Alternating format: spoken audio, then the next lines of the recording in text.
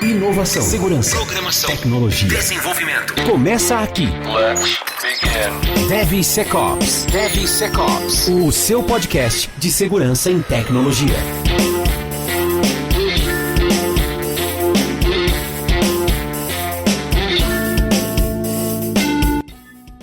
Oi, tudo bem? Sejam muito bem-vindos a mais um episódio do DevSecOps Podcast. Eu sou Cássio Pereira. Ai, caralho. Rodrigo Balbino. Eu comecei o episódio assim porque o Rodrigo tá puto hoje. Tô tentando fazer ele citar um sorriso, ficar um pouco mais animado. Porque hoje eu tô Hoje animado. Vai rolar no Yin Yang aqui, né? O Cássio tá com as vibes lá em cima. Eu tô no meio aí, querendo com as dormir. vibes lá embaixo. Mentira, tô feliz. Boa. Vamos tentar animar o episódio de hoje. Aliás, episódio número 22 da terceira temporada. Lembrando, né, a gente tá na nossa série do SDL, episódio 8. Quer dizer que só faltam 4 episódios para acabar essa série que tá muito bacana. Vocês não perdem por esperar o próximo episódio. Tem uma convidada monstruosamente maravilhosa, muito, muito sensacional, internacional. Rodrigo já tá dando spoiler, né, em outros episódios, PhD. Primeiro nível, né, que a gente alcança aqui.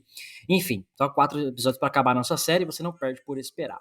Vale lembrar também, como sempre, que o DevSecOps Podcast tem o apoio da Checkmarx e da Nova 8, que são especializadas em segurança de sistemas e código seguro. Link da Nova 8, a distribuidora da Checkmarx do Brasil, está abaixo na descrição do episódio, lá no site, lá no YouTube, tudo que é lugar que você acha o link aí.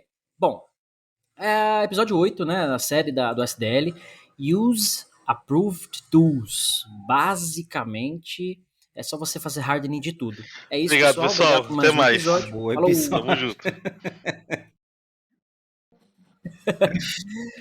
Não, mas, mano, isso aqui é um tema legal da gente falar acerca de application security, mas expandir um pouquinho o contexto, porque às vezes o pessoal pensa assim, bom, usar ferramentas aprovadas, né?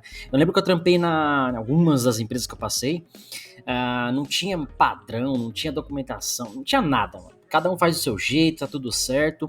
E aí, consequentemente, você precisa baixar uma biblioteca. Você vai lá e baixa e faz do seu jeito, importa a biblioteca e põe no código, nem tá nem aí. Tá dando problema aqui na compilação, baixa o compilador não sei da onde. Nossa, minha ferramenta tá funcionando, baixa o crack da ferramenta e usa craqueada mesmo. Então, assim, é o caos. A verdade é que é o caos. Em compensação, eu trabalhei em outras empresas que você tinha certas políticas que era tudo bloqueado. Você não conseguia instalar nada na máquina, você tinha que baixar só no repositório central, era tudo meio controlado, assim. Por outro lado, a gente sempre tinha um bypasszinho, né? Arrumava um jeito de baixar um proxy para chegar no site que você queria para baixar um componente, enfim. Queria expandir a discussão um pouco para isso, depois a gente volta pro AppSec. Mas vocês já passaram por isso, né? Lugares que você tinha que usar só aquilo que é pré-definido, não conseguia, né, embaixar outras coisas. Por outro lado, nos meus lugares que você, agência de publicidade, por exemplo, né, Rodrigo? Faz de qualquer jeito e você conseguir fazer, tá certo. Já vivi os dois cenários extremos, né? Um é totalmente aberto, o outro totalmente fechado. E daí qualquer coisa que você precisava, e, sei lá, baixar uma biblioteca realmente, que faz parte do dia a dia, faz parte do desenvolvimento, a gente ser travado. Daí gerava uma polêmica lá, porque os caras só queriam baixar bibliotecas e não tinha acesso. E daí rolava isso que você falou, de colocar um proxyzinho, pegar um pendrivezinho, aí daí você gera um caos, né? Você gera um cenário de caos sobre segurança, porque daí você começa a perder o controle das coisas. Mano, não, tô aqui. Tô falando já. Marcos tá aí? É o delay. Então. Não muda. Eu também já passei pelos dois cenários.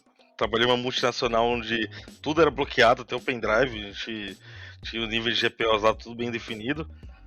E já passei por empresas onde, cara, segurança zero, não tinha nada de ferramenta, era tudo craqueado.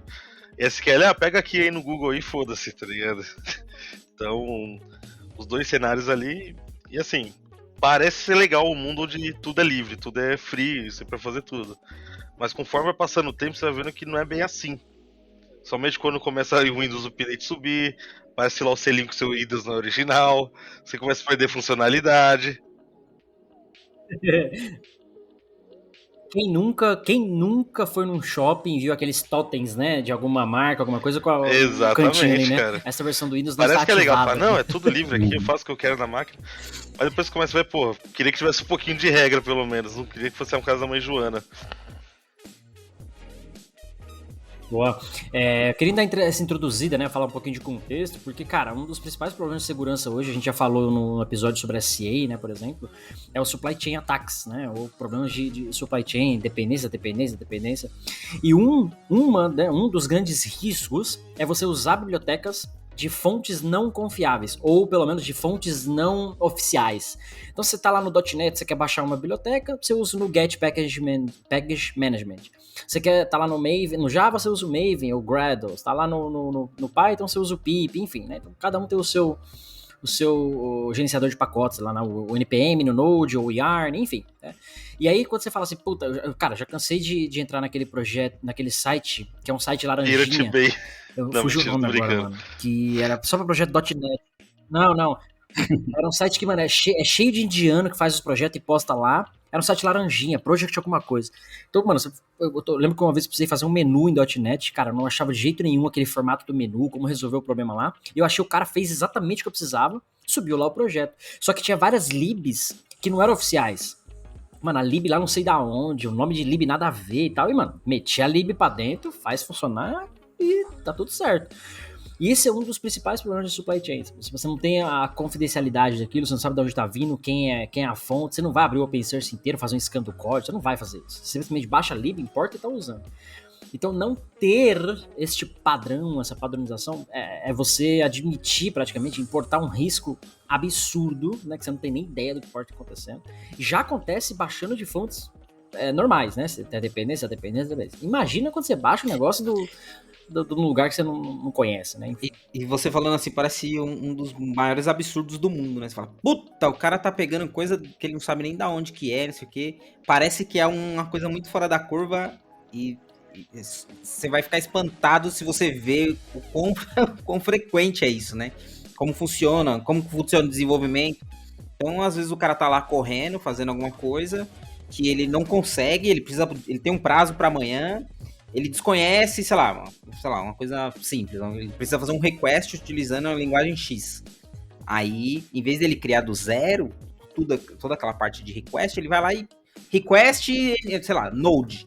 Aí ele pega lá, sei lá, Express, aí baixa, usa, começa a usar, sem analisar, sem entender, sem ir atrás, sem saber de vulnerabilidade.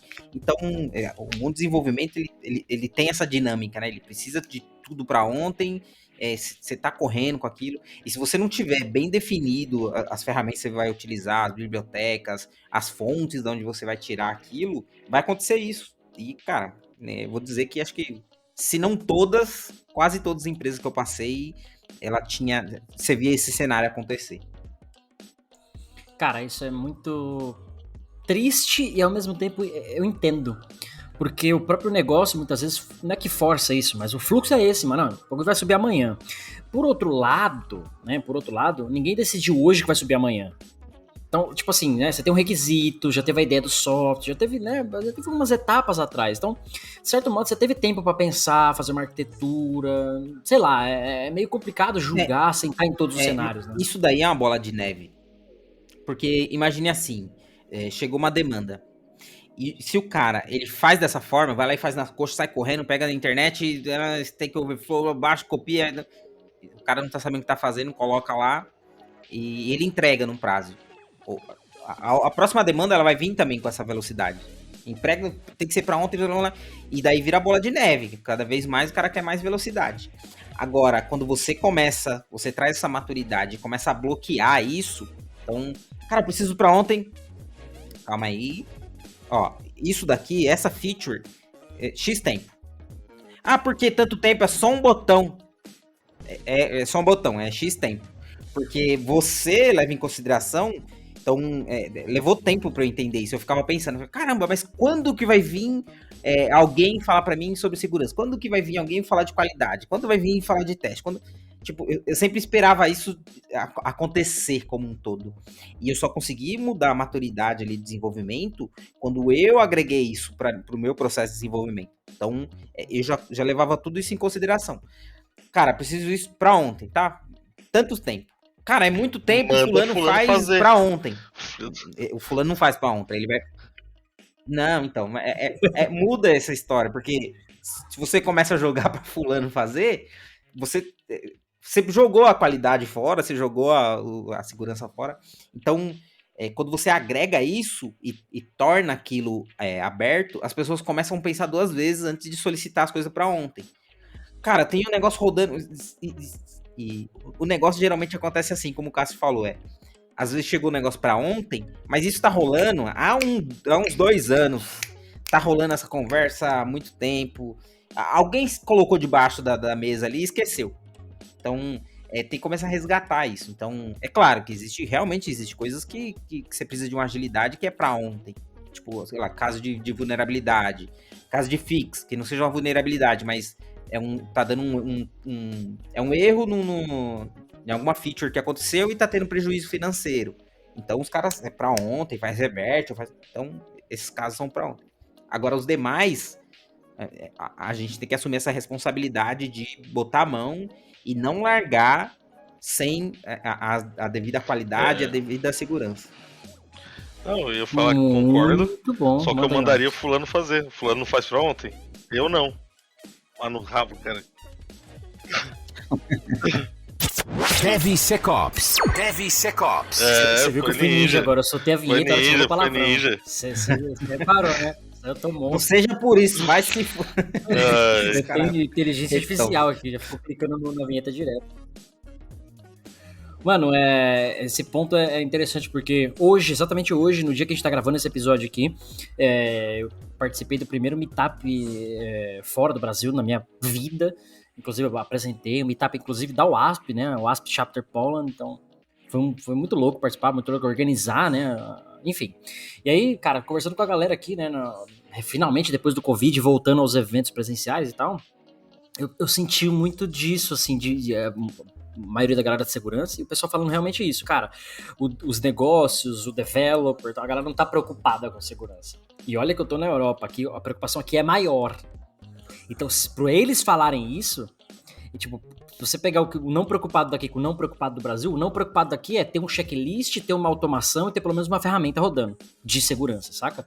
O Brasil, ninguém tá nem aí, é tipo assim, segurança não quer minha fazer. pipeline, eu não quero. Dá um deny no bagulho, é o contrário, tá ligado? Igual o Marcos já ouviu aí, não? Adicionou, a pipeline do cara tinha 19 minutos, o SAST adicionou 1 minuto. O cara falou que o SAST era um problema na pipeline. Mano, sua pipeline já demora 5 dias pra rodar, você tá demorando agora 6, o problema é o meu bagulho. Bom, não vou falar palavrão não, que o podcast tem que ser family friendly. Não. Mas isso que você falou, você resumiu essa prática, né? Que a gente tem que definir e utilizar as ferramentas. Então, você já teve um processo de aprovar essas ferramentas, de entender, de separar, de organizar e de incluir dentro do processo. Justamente para isso, para garantir que quando alguém não for cumprir ou não for pensar em segurança, você tá garantindo que vai ter segurança, mesmo o cara não querendo. É mais ou menos o que rola com o imposto, né? Ninguém quer pagar imposto, mas tá lá, mano. Ele é retido da fonte, ou ele é retido durante a compra de alguma coisa ou de um serviço. Então, para garantir que todo mundo vai pagar imposto, já tá definido como que vai ser e você vai passar pelo processo. Boa. Inclusive, o pessoal tava falando que essa questão do imposto de renda, né? É o único sistema que não falha no Brasil. Mano, eu nunca ouvi falar de hacking, de ataque, nunca. No passado já, mas assim, sei lá, 10 anos, até hoje eu quero entender por que eu tenho que declarar nada imposto se o governo já sabe tudo que eu gastei e comprei. Não faz o menor sentido. Ele quer garantir que você não tá mentindo. Se você mentir, é pior, a porrada é maior ainda, entendeu? É igual no aeroporto. Quando você chega no aeroporto, por exemplo, e alguém fala assim, você tá carregando bomba? Você fala, não. Se você estiver, o seu crime é ainda maior. Além de estar portando uma parada, você ainda mentiu. Então, tipo, essa falta da verdade mas no aeroporto o cara não sabe, o cara tá perguntando. Aqui o governo já sabe, o cara já tem acesso às minhas contas, o cara tem acesso essencial a tudo. Não, o cara sabe. Não. Mas é o contrário, isso daí é o contrário, O governo ele faz isso pra cruzar informações, porque alguém vai omitir, né? Alguém vai sair por fora. E em uma dessa, você passa informação de que você comprou do cara. Por exemplo, você declara lá pra recuperar, sei lá, o que você gasta em saúde, não sei o quê. Aí os caras falaram, opa, essa empresa aqui, o cara falou que consumiu. E aí, você não emitiu nota pra mim. O sistema que não falha. Para de dar ideia de fazer threat modeling pro governo. Para de fazer threat modeling pro governo. Então, mas daí é interessante isso, porque a gente falar desse sistema. Porque assim, em segurança ele tem que funcionar dessa forma também. Não é a gente sempre falou pelo amor, né? Não rola pelo amor, tem que ser na dor, mano. Tem que ser em forma de imposto, Cara, você vai rodar na pipeline, o cara, a gente já tem integrado no repositório, sei lá, por exemplo, o Sexflow lá do Checkmarx. Então o cara deu um commit, ele vai passar. Independente se o cara quer ou não quer, ele vai passar pela análise ele vai fazer o scan. Não tem opção, não vou fazer o scan. Vai passar, você vai fazer commit, você vai passar. Você não vai? Então beleza, então eu quero ver como você vai colocar o seu código lá pra frente, lá, porque é através desse processo que você coloca o código. Então, boa. É dessa forma, né? Boa, inclusive o SDL, né, se você pegar lá o capítulo 8 que a gente tá falando, ele fala exatamente isso, né? Define and publish a list of approved tools. Então, tipo, a primeira parte é definir o que você vai precisar. Um exemplo claro é a lista de componentes, por exemplo. Eu sei que eu vou precisar de um componente de ler arquivo, vou usar esse aqui. Eu vou precisar de um request, como você colocou de exemplo, então eu vou usar esse daqui. Então, essa primeira definição é um negócio fundamental. E eu lembro que eu trabalhei na Serasa, por exemplo, inclusive com o Marcel, né? O Marcel era do time de arquitetura, o Marcel gravou aqui com a gente alguns episódios atrás, aí na segunda temporada, falar de arquitetura. Queremos você aqui de novo, inclusive, Marcel. Lá tinha o time de arquitetura que você fala assim, cara, eu preciso de um componente para ler arquivo. Você não ia baixar uma biblioteca open source. Primeiro que você não tinha acesso à internet, era meio restrito. Então você tinha um repositório central de arquitetura e o componente de ler arquivo estava lá. Então tinha uma documentação, você falava, mano, você quer ler arquivo? Tá aqui o componente. Você quer pintar o botão de quadradinho, né, arredondar os cantos? Tá aqui o componente. Se não tivesse o componente, tinha que solicitar pra galera desenvolver ou fazer uma exceção e ia ser aprovado para poder baixar um componente externo, alguma coisa assim. Então era muito bem classificado, tinha uma listagem de tudo que você pode e o que não pode fazer, justamente para reduzir os riscos de, cara, baixar qualquer biblioteca, usar qualquer coisa que não fosse aprovada, que não fosse muito bem inspecionada. Então isso ajuda, de certo modo, ajuda muito. Você cria uma fricção? Cria, porque quando você precisa de uma coisa que não tá lá, você vai demorar um tempo, você vai precisar da aprovação, tal. Mas acaba que são as exceções. Todo mundo já estava meio que acostumado a desenvolver as coisas com os componentes que tinham lá. Então ninguém ficava dando volta em coisa mirabolante. Você sabe que você precisa de uma coisa, vai ter limitação daquele componente. Então até sua lógica já era guiada, de certo modo, para usar, para ir de acordo com aquela limitação, se fosse o caso, entendeu? Então o próprio SDL ele fala da escolha de compilador, né, de várias outras questões lá, o próprio sistema operacional, aí a gente entra naquelas questões de hardening, eu sempre gosto de falar de hardening, de você estar mapeando tudo isso, deixando tudo isso muito bem definido, atualizado, enfim. Então o Use Approved Tools é exatamente isso, você definir tudo que pode ser utilizado, tudo que vai ser utilizado durante o seu ciclo de desenvolvimento, acerca de componentização, acerca de design, acerca de código, de até a própria versão de framework, enfim, né? Não só de bibliotecas, mas o próprio framework que você vai usar, né? Eu queria até trazer essa questão aí, se a gente poderia falar um pouco de quais os tipos de ferramentas que a gente usa durante o processo. Cara, muitas que ferramentas. são, cara, é uma cacetada. Então, vai desde IDE, você tem IDE, tem plugins de IDE, você tem plugins do tipo Lint, né, que Aliás, vai analisar o código. Fazendo um parênteses nisso aí, a gente continua a lista, né, mas fazendo um parênteses, eu lembro que quando eu comecei, eu usava VB6, né, aí depois fui pro Java lá com o Eclipse, o NetBeans e entrei no .NET com o Visual Studio. O Visual Studio todos eles já tinham essas extensions, né, esses plugins e tal, mas cara, basicamente o VB6, você abriu o VBzão 6 lá, acabou, mano, não se prepara mais com mais nada. Abriu o Visual Studio em 2003, nossa, mano, chega a doer na alma carregar aquilo. Não, nada pior que o Visual Studio 2010, né, mas enfim. Então você tinha lá o Visual Studio, tava tudo lá, você precisava do Eclipse, tava tudo lá. Hoje, mano, você abre o Visual Studio Code, o bagulho tem mais plugin no VS Code do que paginação de putaria no Xvideos. Nossa senhora, essa analogia. DevSecOps. Sabe quando você tá. Não, você tá brincadeira. Você vai lá Isso, eu digo isso na galeria. O cara instalou mais de plugin que ele tem de própria linha de código no projeto dele, mano. Então, assim, até esses plugins, né, essas extensions, não é que é ruim, não, são muito bem-vindas, mas é tanta coisa que floda o bagulho, e essas coisas podem trazer risco associado, que é essa lista que você ia falar, né, então, continuando, né, você falou de IDEs, plugins, enfim, o que mais que vocês têm em mente aí? Muito, cara. Cara, tem tudo próprio- de tudo. É Tem o gerenciador de pacote, São ferramentas. O próprio repositório em si, O, né? o né? CI/CD que vai Repositório, usar. sistema operacional. Inclusive, falando em CI/CD, né? Tem um conhecido, vamos falar assim, né? Então, esse cara tem 8 CI/CD diferentes, né, Rodrigo? Lembra desse caso? Assim. Como assim, 8 cara? CI/CD 8 diferentes, aí, CI/CD. tipo, 2 é principal. Não faz tipo, mano, sentido. quem tem Cara, mais de então, um? eu já Quem tô. tem mais de um CI/CD? Quem- Essa é a Mano, primeira pergunta. Deixa quieto.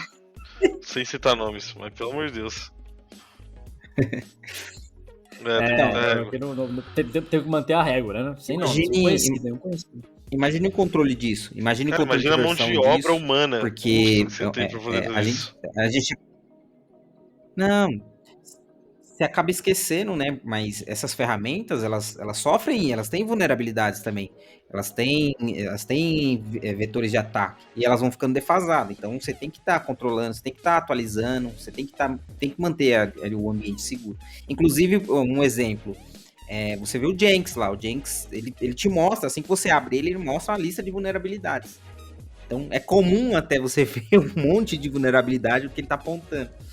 E é quase incomum você ver alguém com processo de atualização para garantir que tá tudo rodando ali na última versão. É o hardening, né?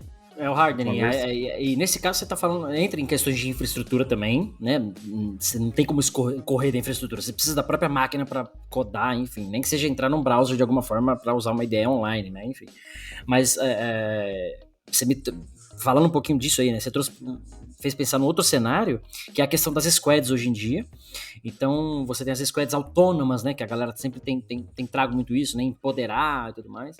E, cara, isso por si só já é um grande problema. Porque você tem, sei lá, você pegar uma empresa mais ou menos aí que tenha, sei lá, um TI razoável, que viva de software, sei lá, umas 20 squads de 8 pessoas cada, saca?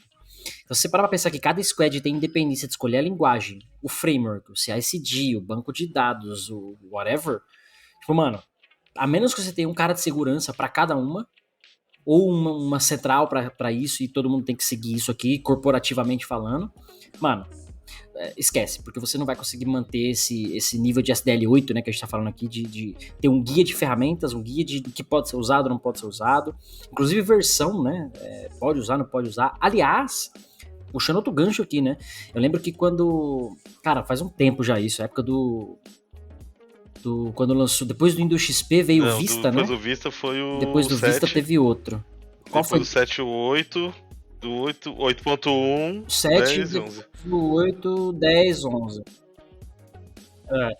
Quando saiu o 7, um dos bancos do Brasil e privados, eu não lembro qual, estava pensando em migrar os caixas eletrônicos de Windows XP para a próxima versão do Windows. Porque não tinha testado o suficiente para ver se era estável, se todas as features iam funcionar, se não ia ter problema, se não ia ter vulnerabilidade, aquela coisa toda. Então, mano, sei lá, depois que lançou o XP, lançou o Vista, depois lançou o 7. Quantos anos os caras ficaram no XP ainda?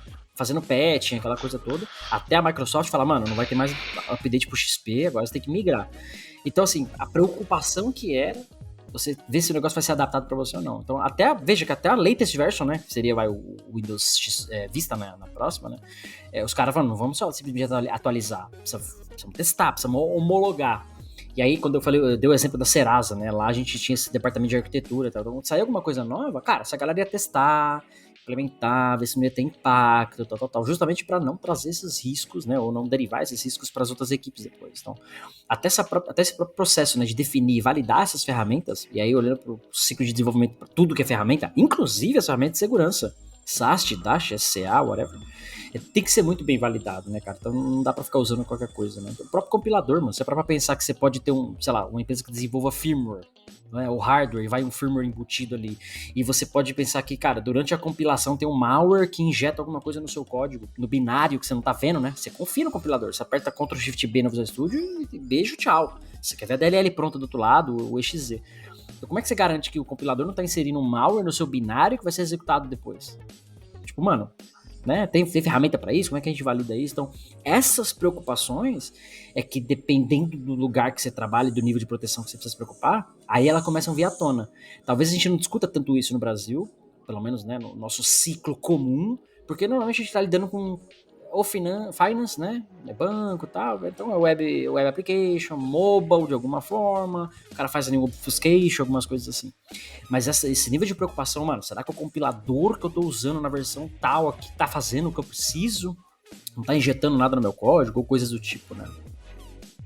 Cara, e pior que quanto mais você fala sobre isso, mais fica claro que, né, que você precisa já ter isso previamente definido. Você tem que ter isso, já tem que conversar, já tem que ter preocupado sobre isso, né? Tipo, tem que ter tido essa conversa, porque pro cara não ficar maluco durante o desenvolvimento, né? Porque pra ele precisa de agilidade, ele não vai parar pra ver isso. Então, realmente sentar, definir as ferramentas e utilizar as ferramentas definidas, né?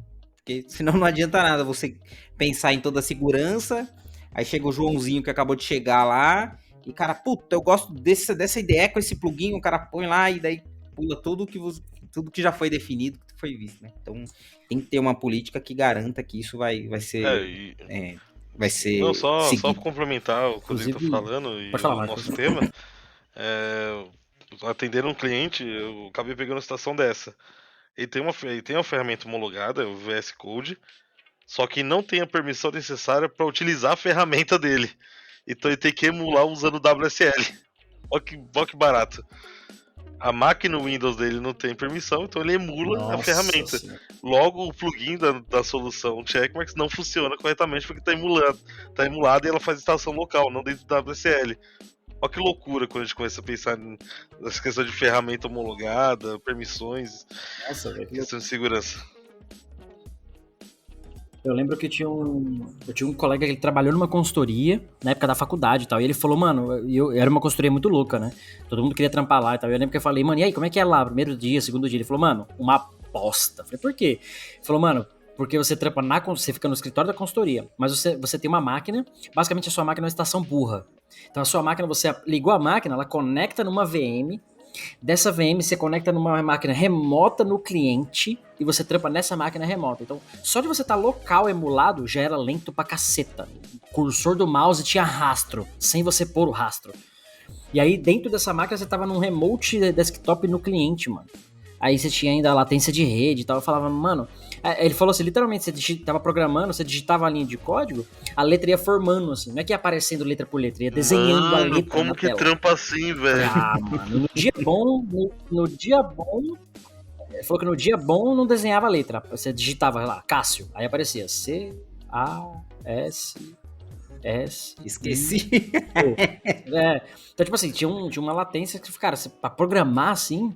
Tanto que ele ficou, sei lá, 2, 3 meses lá. Aí ele falou, mano, eu não vou desenvolver mais aqui, porque me botei já na lista de sistema, uma coisa assim, foi. Aí foi na época que ele foi mexer com o ML, desenhar esse diagrama, outras coisas, que era menos treta. Deu pra fazer, porque aí fazia local, não precisava estar na máquina do cliente. Mas ele falou que era uma caralha. Mas justamente por isso, porque o cliente específico lá falou, cara, que era um banco, falou, mano, mesmo que seja o terceiro, só trampa aqui através das nossas máquinas. E a gente não vai dar máquina física pra todo mundo. Então a consultoria tem uma VPN, tal, conexão segura. Você acessa aqui a máquina remota, vai ter as estações de trabalho aqui, conecta e trabalha. Mas assim, você vê que é um nível, na minha visão, né, extremo de segurança que você inviabiliza de alguma forma a usabilidade.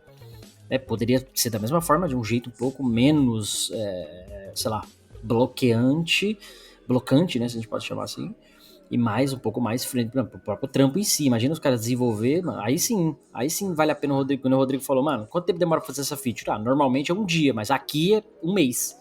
Porque você literalmente vai digitar 10 vezes e ter que apagar outras 10 porque você perdeu o delay e digitou errado alguma coisa no código, né? Enfim.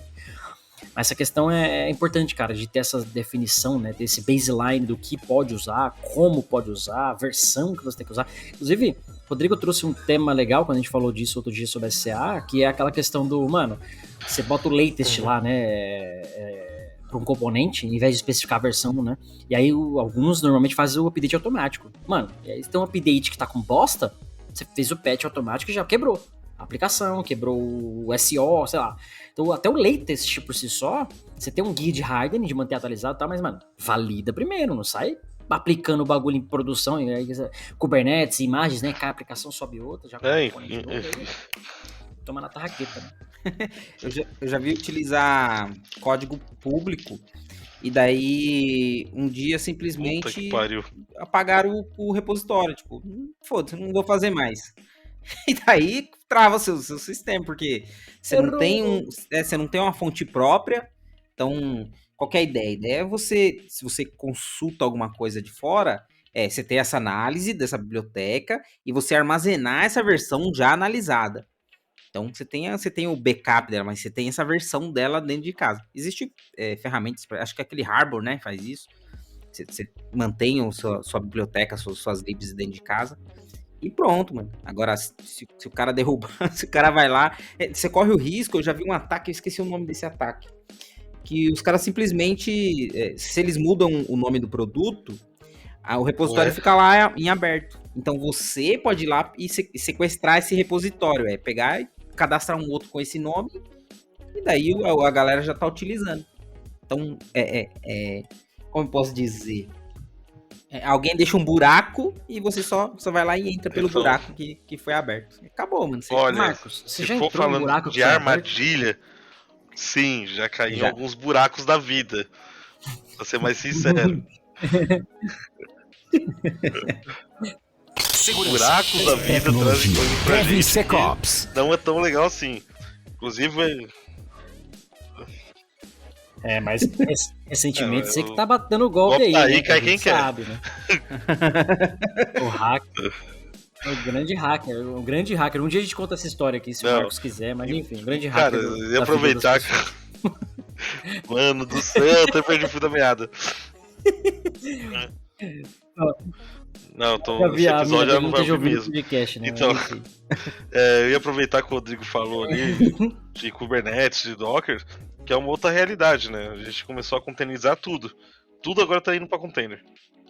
Então, isso tá gerando novas vulnerabilidades ali que no passado a gente nem pensava que iria existir, né?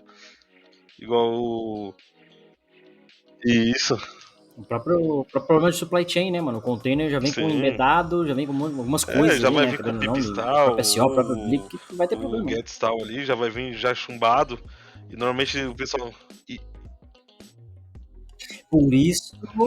Por isso vale destacar. Você que gosta de vender as coisas, eu vou deixar você falar. Fala aí, mano. A gente tem o Kix, que ferramenta a gente que é de usa infraestrutura as a code ali. Faz toda essa análise de Terraform, de Kubernetes, de Docker, OpenAPI e por aí vai.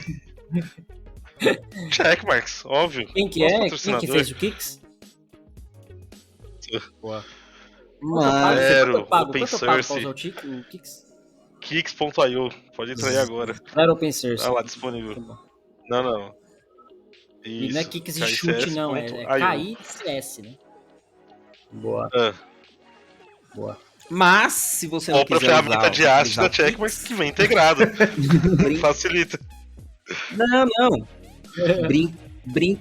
Pode, utiliza aí, faz um teste até a gente falando de vulnerabilidade. Sim. Pega uma imagem simplesinha, que tenha o mínimo possível. Sim.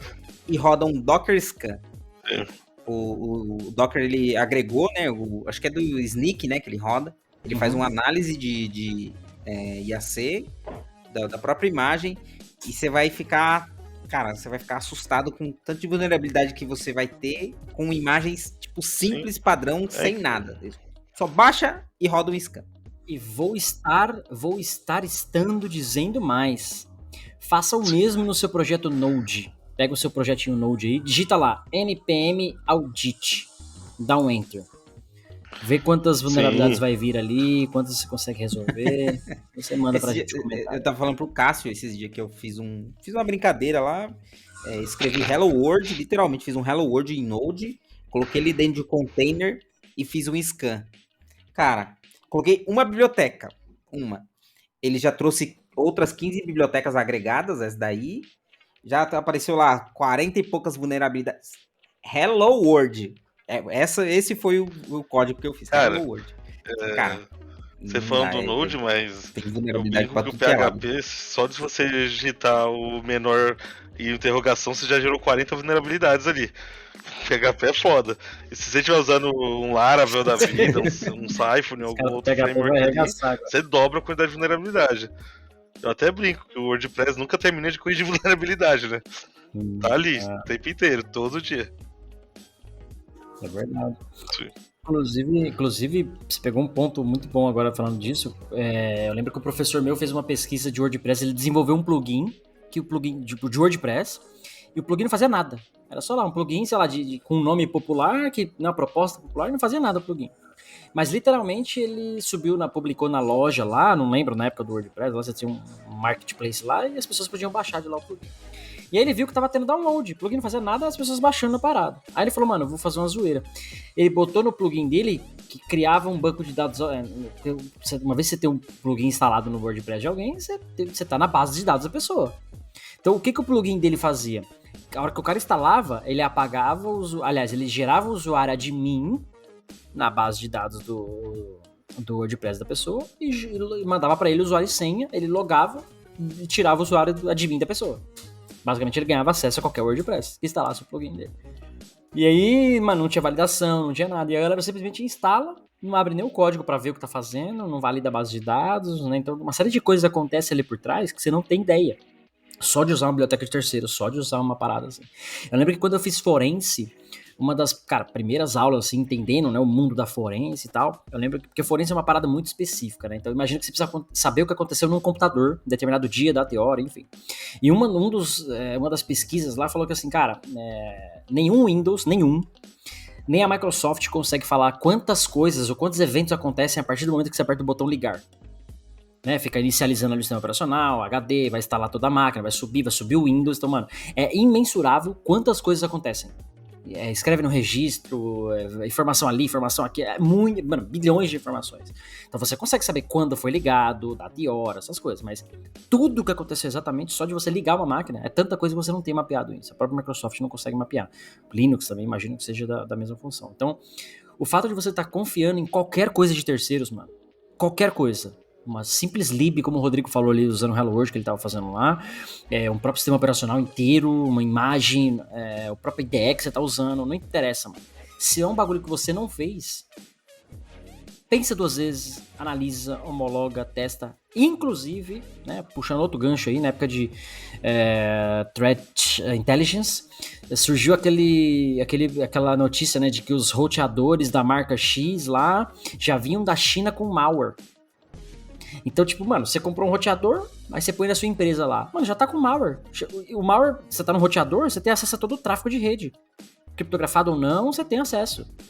Tipo, mano, como é que você confia no seu hardware, no seu roteador? Tipo, fudeu. E aí a pergunta se estende, né? E o seu celular?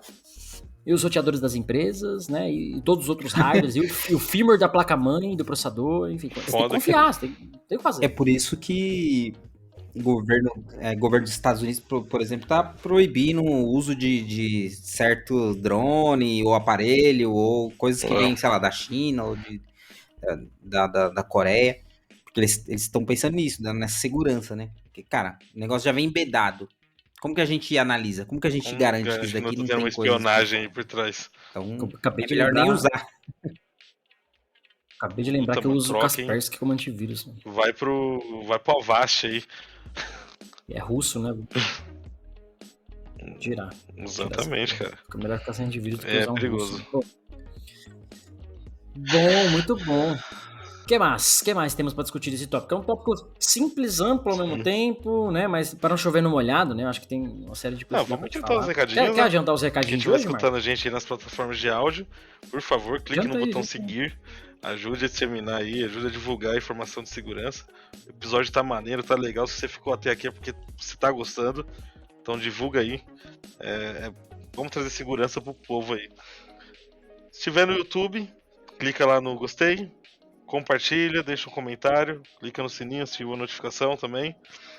Tem link pro canal do Telegram, pro canal do Discord, pro Facebook, pro Orkut, pra tudo que você quiser aí. E lembrando que agora o Cássio tá mais frequente ainda no Instagram e no Telegram. Então acesse aí, tá tendo conteúdo aí, stories, perguntas, tá tendo box aí, várias coisinhas aí interessantes aí pra você ir atendendo durante o dia. Inclusive, estamos na sua agenda da Polônia também. Você nem sabe, a gente tá aí também. E digo mais, Em breve no OnlyFans. Boa. Teremos um canal.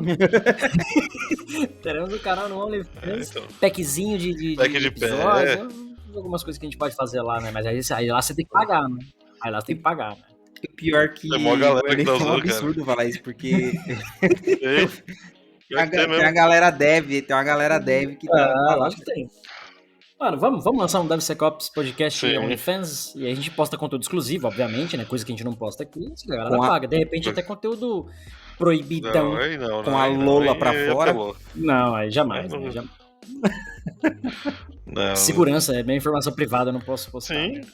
Mas Não, sério, não, eu tô falando sério, criar um canal no OnlyFans, não postar precisa postar uns putaria. conteúdos Posta aí um outra pouco coisa mais lá. fortes. Uns leaks.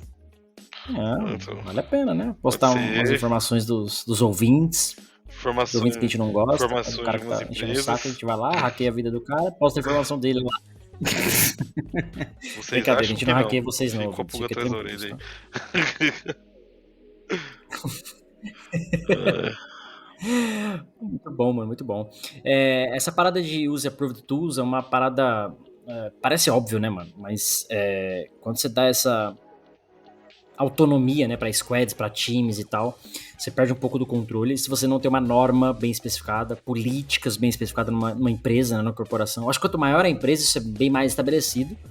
Quanto menor, pior. E eu lembro que, cara, eu já burlei esse processo no passado, quando era dev, né? Aquela história, né, Rodrigo? Você olha pra trás e fala, puta, podia ter sido um dev melhor. Eu lembro que eu trabalhei numa empresa que tinha, mesmo esquema que eu falei da Serasa, né? Tinha lá a arquitetura, tudo bem definido. Mas eu lembro que uma vez, a minha equipe precisava fazer uma parada, cara, não tinha no componente, não iam aprovar, não... Resumo, era não. Então, tipo, mano, e aí? Não faz a feature, era crítica. O resumo da ópera, mano, arrumamos um proxy, você baixava o proxy, que já era um rolê, mas conseguimos baixar o bagulho e instalar na máquina, que já era, só aí já era cadeia. Só aí já era 3 anos de cadeia.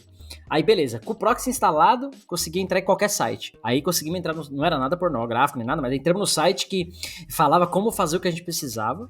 E pra isso você tinha que baixar uma outra DLL. Uma DLL que você estava compilada, você não tinha nem acesso ao código. Resumo, baixamos a DLL, embetemos no projeto, funcionou, é isso aí, produção, beijo, tchau. Para não dizer que eu fui tão imbecil, eu usei o EL Inspection, que fazia o EL Spy, na verdade, que fazia o engenharia reversa da DLL, né? Então ele mostra um pouquinho do código, não mostrava tudo, mas mostrava parte do código. Era uma coisa super simples, então um código de, sei lá, de 200 linhas, não tinha nada super suspeito, mas eu não sabia nada de segurança, então podia ser que tava tudo fodido, enfim. Usamos a DLL, deve estar em produção até hoje, imagina. Eu não posso falar nada, cara, eu já fiz coisa pior. Quem nunca? Pode, atire a primeira pedra. E você fala de burlar, mas às vezes a gente nem pensa com isso, né? Tipo, não tá com essa cabeça de que, eu tô fazendo algo errado. É assim. Eu quero entregar a parada.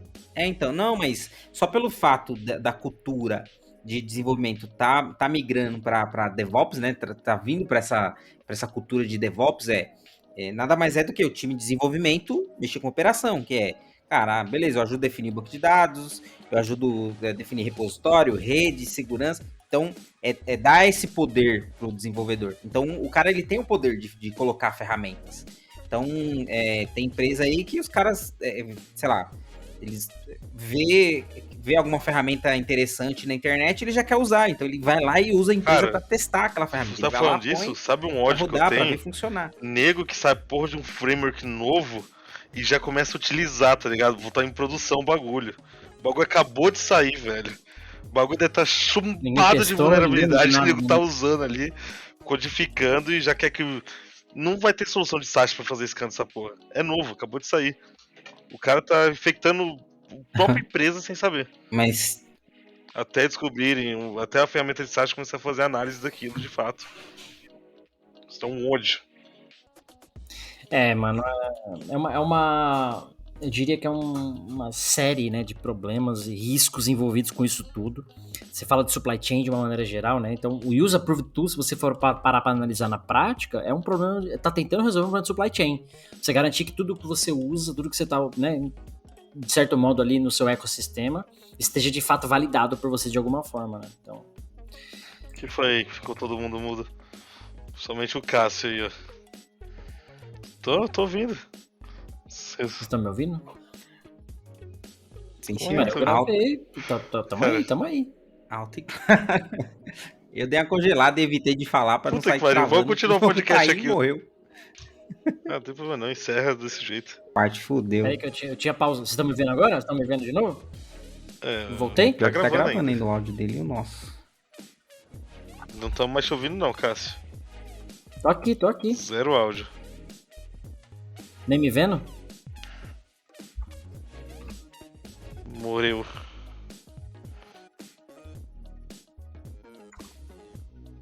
Cara, não tô nem vendo, nem ouvindo. Só você encerra.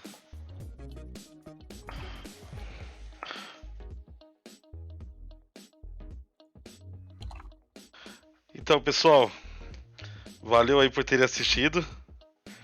Muito obrigado. Ok. Peraí. É, E depois deixa um junta. espacinho, vamos gravar o finalzinho. 1, 2, E 3 daí pede pra ele. É. Não, demorou. Não, mas fala que Valeu, teve um galera. probleminha aí, o Cássio Pessoal, não- tivemos um probleminha aqui no finalzinho do episódio. Sinto muito, foi muito triste. O nosso anfitrião aí, o Mr. Cássio, acabou tendo problema de internet aí, com o navegador, enfim. E vamos ter que encerrar por aqui o episódio. Mas semana que vem tem mais. Vai ter a convidada super especial. Igual o Rodrigo falou, PhD, Master Blaster, pica das galáxias. Vocês vão conhecer na próxima semana, no dia 22. Esperem, vai estar fenomenal. SDL 9, episódio 23, dia 22. Vamos lá. Eu sou o Marcos Santos. Eu sou o Rodrigo Balbino e Isso o aí. outro Zé Preara, o Valeu, Cássio. galera. Até mais. Tchau, tchau. Cássio Batista. Termina aqui DevSecOps. DevSecOps. O seu podcast de segurança em tecnologia.